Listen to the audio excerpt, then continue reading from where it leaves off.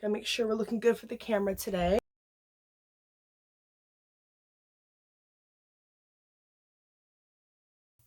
Hi everyone, Amanda here at author Amanda Anderson.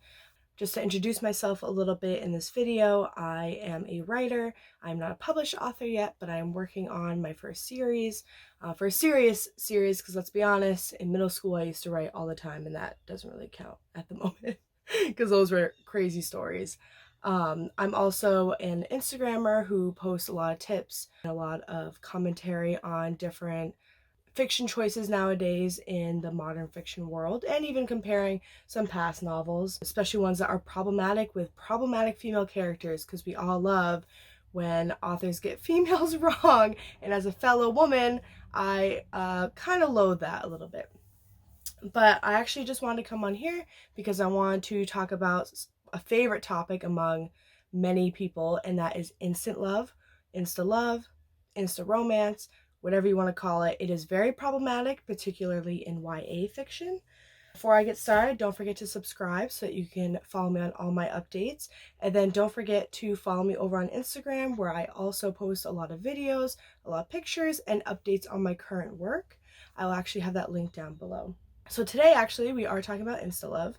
I am going to be comparing two YA novels. They both pretty much delve into insta-love, but they handle it a little bit differently, and I want to talk about why one is a bit more problematic, in my opinion.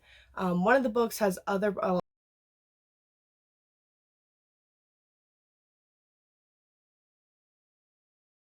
well, let's be honest. Both books have problems with them. The difference is that with the insta-love specifically, one becomes a bit more obsessive, while the other one it handles it a little bit better. It just has other problems in the series. I will be having notes here, so if I end up looking down, that is why, because otherwise I will not remember anything. Let's start off with the pros of insta-love. Number one, teenagers tend to like reading insta-love because it feels more realistic to them. Teenagers especially, I mean, I remember when I was in high school, it felt like you were in a relationship for 2 weeks and you loved the person, or you said it was love.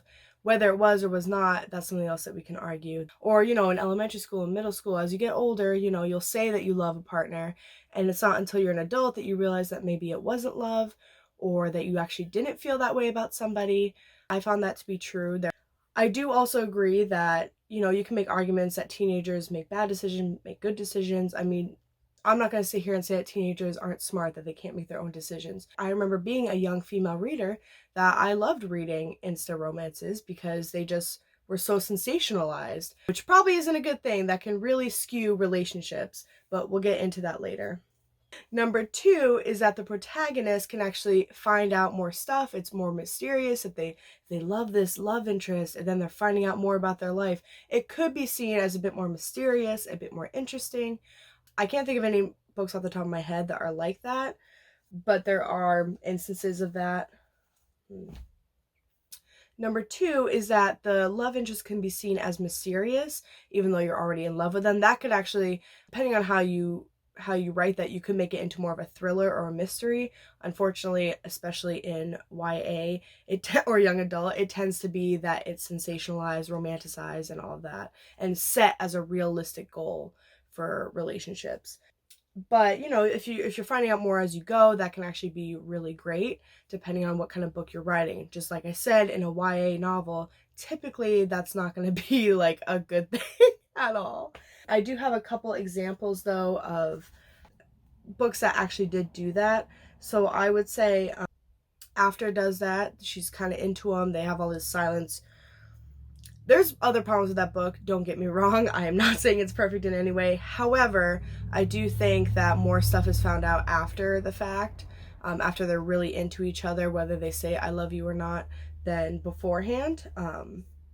There's another YouTuber, Jenna Moresi. She actually has the Saviors series out right now. She has 2 books out, and she's working on her third.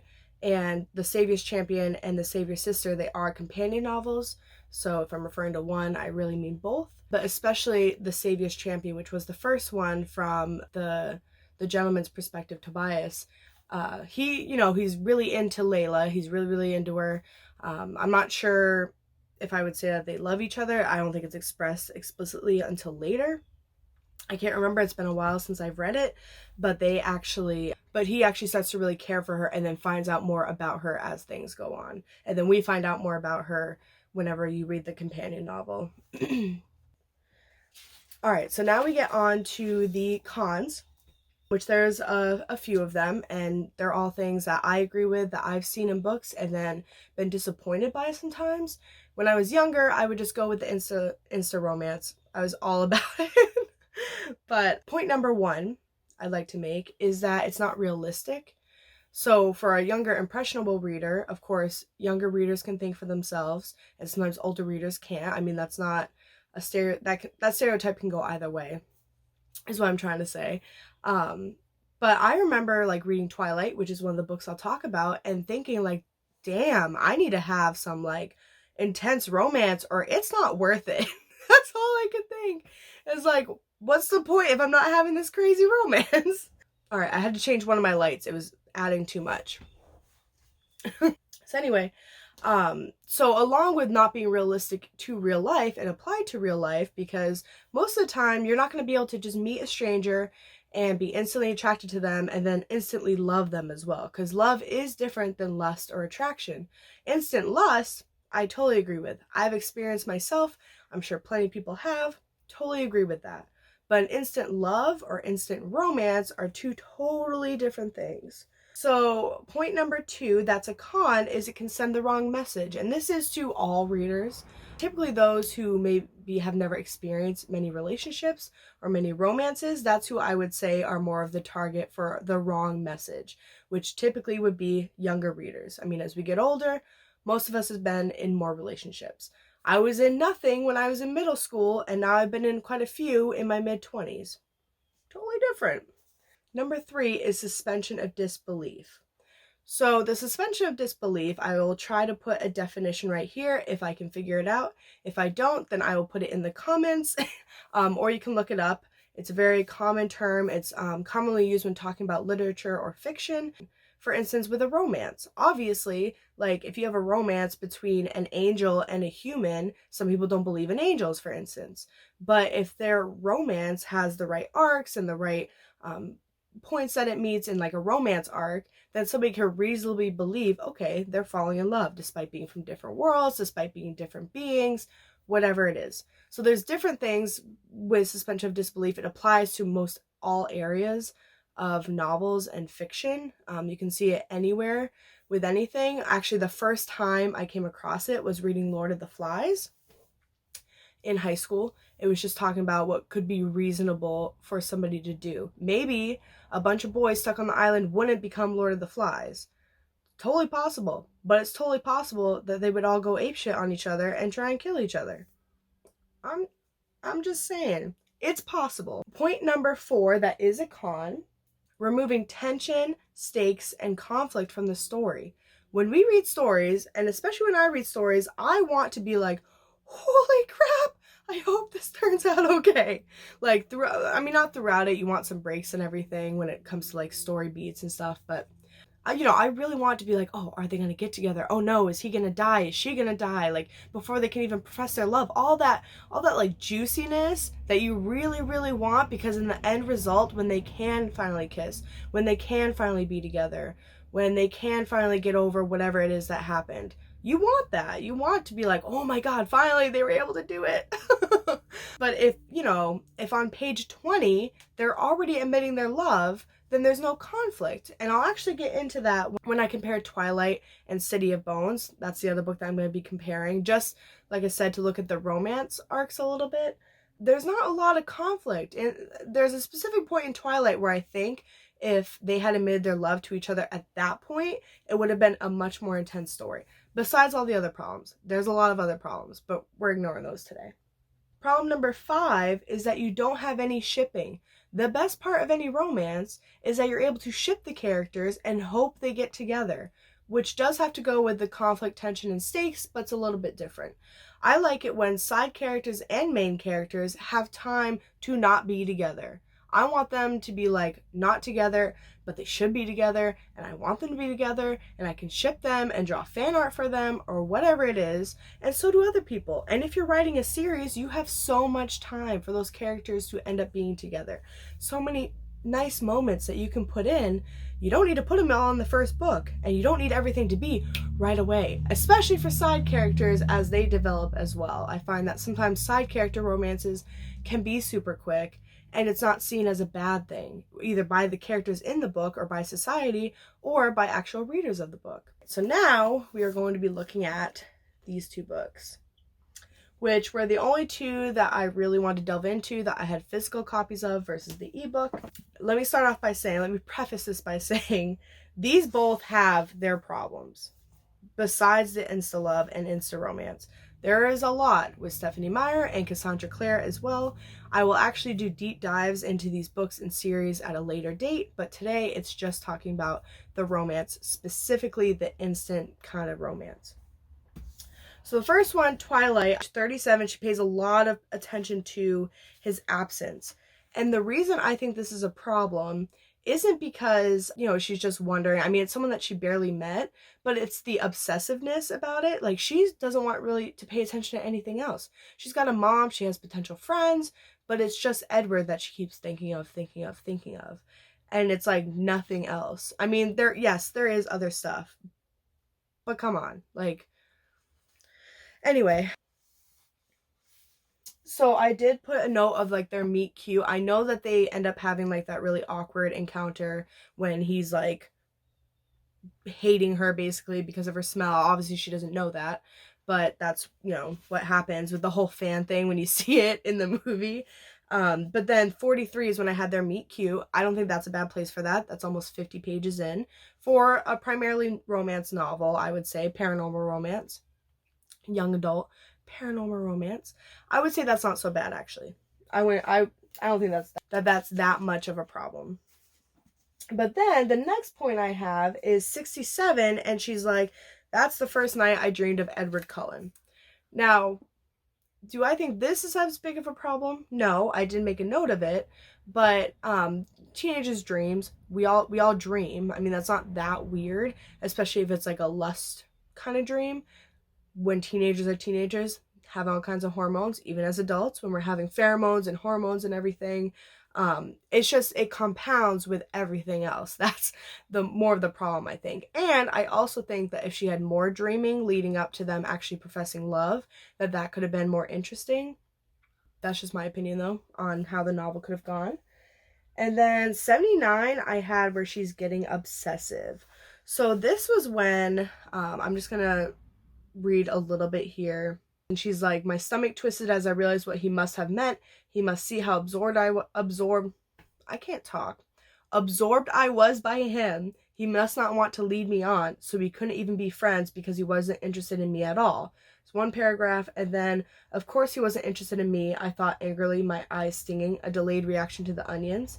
I wasn't interesting, and he was interesting, and brilliant, and mysterious, and perfect, and beautiful, and possibly able to lift life. I can't read. I don't know what I'm doing. Able to lift full-size vans with one hand. All right, so here's the thing. I understand, and when I was a kid, when I was a teenager, I would look at someone and think that they were hot and, even beautiful, maybe. Men, women, whoever. Like, I would always think that. I still think that when I see someone who's really good looking. I'm like, okay, you're good looking. But I'm not, like, thinking in my head, like, oh my God, they're so interesting. They're so amazing. They're brilliant. They're so smart. They're so this. Being, like, obsessed with the fact that he lifted a full-size van, I get that. Being obsessed with the fact that he's different, I think that that's pretty good. But then it's just the obsession kind of starts being, I need to be with him. I mean, even on the back of this, her point is that he's a vampire, that he thirsted for her blood and could kill her, and that she just loves the fuck out of him. That's literally, yeah, that's what happens. Yeah. So she gets obsessive, And then 176, so that is over the 100-page mark, but he's keeping tabs on her. That speaks to his obsession with her, making sure that she's safe. And it's like, why does he want to make sure she's safe? Why is he so obsessed with her? Page 190 is where I found like the next probably biggest problematic with the insta-love specifically. On page 190, she actually says, so on page 189, he was talking about how he needed to know that she was safe, right? And then she's like, but I didn't know where you were. I hesitated, dropping my eyes. He asks what? And then she's like, I didn't like it. Not seeing you, it makes me anxious too. And this is like less than 200 pages. It's not that far into the book. I think that kind of thing could have been a little bit later for her to say something like that. I would have liked it more if she thought those things, but didn't say those things quite to him just yet. Because usually in a romance arc, you'll see characters, they admit things to themselves, and then they'll admit it to the love interest later. And I think that would have been more interesting. Or that she doesn't want to admit it. That's my particular taste, though, that she like wouldn't want to admit it, but eventually does. And under duress would be even better, in my opinion. And then later, 195, so 5 pages after this, after like the whole thing about I need to know that you're safe and you know, I'm going to keep tabs on you to make sure, I'm basically going to stalk you. Then she ends up actually saying what's on the back here, which is 195. So that's not even halfway in. Do I think it's better that she admits it to herself? Quite starkly like that before admitting it to him? Yes. But I think that was a little bit too quick for everything that's happened in the novel here. I think what would have been better is if they go through some more shit and then she's like, oh, I do love you. I think that would have been better in terms of just the romance. And then page 251, she actually mentions how like, oh, her life has quickly become about him. She's like, you know, besides, since I'd come to Forks, it really seemed like my life was about him. And then, you know, she's like, oh, the tiny voice in the back of my mind worried, you know, if it ended badly, but there's never anything done about that. Like, he's always concerned about that. And obviously her family is when it's mentioned, but she's never really that concerned. She's like, well, it's not going to end badly. It's fine. Like, I'll be fine. She like literally puts herself in danger all the time for this boy she barely knows, and then less than 200 pages in admits that she loves him. Not to him, but still. And then whenever they actually have a problem arise where she is going to die, then, you know, that's when they're wanting to admit their love. I think that would have been more interesting, especially because we have 3 more books, 4 more if you count Midnight Sun, and then the novella. I mean, there's so much more that they could have experienced that love. And I think that just putting it all in the first book, that far in, with that much left, I think that it could have waited, especially because they end up having sex later, they end up getting married later, so there was just so much left, and why would you do it this early? Now, if we compare, I do have The Mortal Instruments, which is another book that has a bit of insta-love. Page 187 is when I see some true flirtation, like, in my opinion. I think that they're kind of edging around it for a while, but it's not till page 187. Page 204 there's some. Page 207, rubs and brushes cheek. That happens way sooner, I believe, in Twilight when he does that. And never mind that at page 195, she was admitting love. So that doesn't happen in here. In 308, they have the picnic, which is romantic, and 315, Jace actually calls her beautiful, and they kiss. So their first kiss in Twilight was on page 282. First kiss in City of Bones was on 315. So it's not many pages later, but there's not all the obsessive stuff. Like, they're dealing with problems, and they're doing them together. With Twilight, they're dealing with a couple problems, but they're mostly obsessing over each other and over their attraction and everything, and like her trying to figure out what he is. And then they have all the big problems near the end of the book with the baseball game and then James and everything. And then when they go to the ballet studio, and I think that just how the tension with the romance is, it's different. I would consider them both insta romances in my opinion. I think Twilight more so. Both the books are problematic in their own ways, but that's just my opinion when it comes to the romances and how they both kind of handled it a little bit differently. I was going to take the time to actually have a book that did not have an instant romance, but I did not feel like making this video an hour long. I will talk about books in future videos that do show healthy romances. There are a few. Unfortunately, they're not always that popular, which really sucks. But yeah. Also, while we're on the theme of vampires, just a side note, I have not read the Vampire Diaries books. I did watch the show a long time ago, like when it first came out. But I did read somebody else's note on like obsessive romances and stuff like that. But I guess Elena in the Vampire Diaries, I believe that this is said in the book. I don't have a direct quote, but she literally talks about having Stefan even if it kills her, which is like, that's some obsession. Like, I can understand that when it's from the villain's point of view and when it's seen as bad, but the problem is that these are put as good parts of romance. That's the problem here. Just to clarify again, instant romances aren't always bad. They're very good for certain kinds of books, especially when they're catered more towards adults. Or if the instant romance is seen as a bad thing or ends badly. Like if you had a thriller or thriller mystery and it had an instant romance and then it turns out that the spouse that they just married in 2 months or whatever ends up being really bad, like that's interesting. Then you're like, oh no, I will never just fall in love with somebody quickly or just trust that I like fell in love with them so quickly. So that can be super interesting. But it's just that the mainstream books, like these two were so popular when they came out. They're still popular. Anyway, so that's all for today. Please don't forget to subscribe. Right now, look for my video uploads on Fridays and sometimes bonus content on Mondays. Hey everyone, I just wanted to put a few Twilight memes here. These are some of my favorites. And when I was doing my research, I just wanted everyone else to see them too. So I hope you enjoy.